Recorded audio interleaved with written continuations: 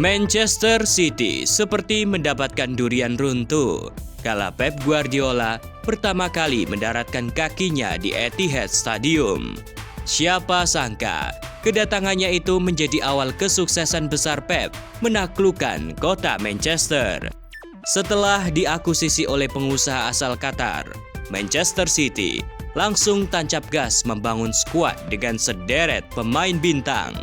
Pada tahun 2016, manajemen The Citizen resmi menunjuk suksesor asal Spanyol, Josep Guardiola Sala. Pep kala itu masih berusia 45 tahun dan telah menyedot banyak minat dari klub-klub raksasa di Eropa.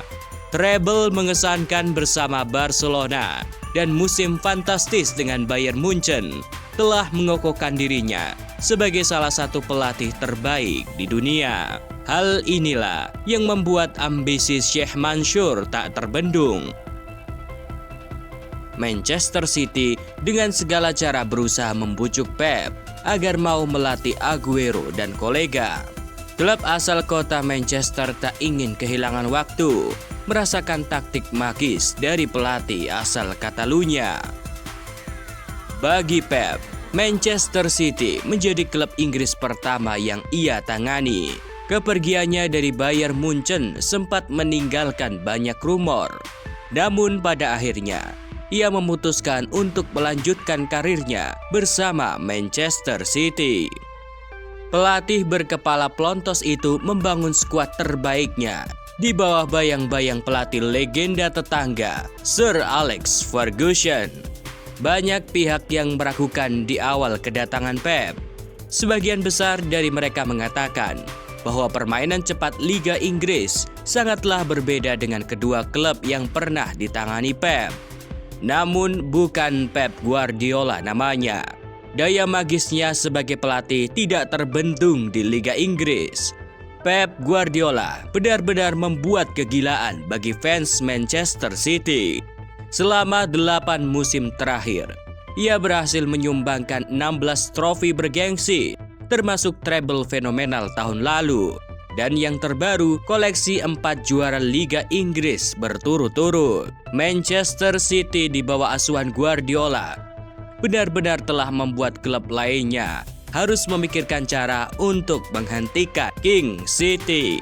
Namun, jauh sebelum meraih kesuksesan bersama Manchester City, Guardiola pernah menimba ilmu sepak bolanya dengan salah seorang guru. Lalu, siapakah kiranya guru dari Pep Guardiola yang mengajarinya menjadi juru taktik hebat di masa kini? Dialah Joan Malio. Namanya cukup asing jika dibandingkan dengan pelatih lainnya. Namun percayalah, dialah mentor awal bagi Pep menjadi pelatih hebat di masa depan.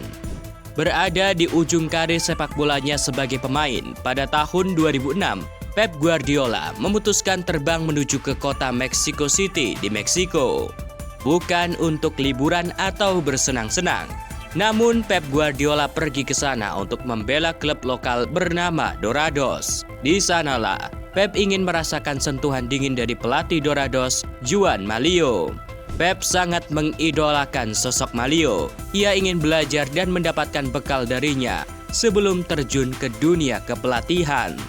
Guardiola memang tak pernah menyembunyikan kekagumannya terhadap Malio. Guardiola bahkan sudah mengejar-ngejarnya sejak masih bermain. Joan Malio adalah seorang pelatih sekaligus inventor. Jurnalis The Guardian sekaligus pakar sepak bola Spanyol, Seth Lowe, menyatakan bahwa Malio adalah sosok yang pertama kali menggunakan formasi 4-2-3-1 di sepak bola. Kini formasi tersebut hampir digunakan oleh semua tim di dunia. Malio adalah pelatih yang syarat pengalaman. Ia sudah melatih sejak umur 16 tahun. Malio kemudian tercatat sebagai pelatih termuda sepanjang sejarah La Liga ketika melatih Salamanca pada 1992 saat usianya masih 29 tahun. Segala hal yang Lilio lakukan ditiru oleh Guardiola. Itulah yang menjadikan alasan mengapa Lilio kerap disebut sebagai mentor Guardiola.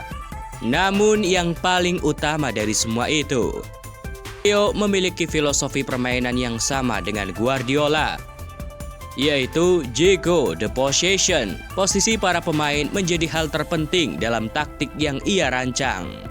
Pep selalu membawa buku catatan berwarna hitam setiap sesi latihan dan mencatat seluruh metode yang diajarkan oleh Joan Malio.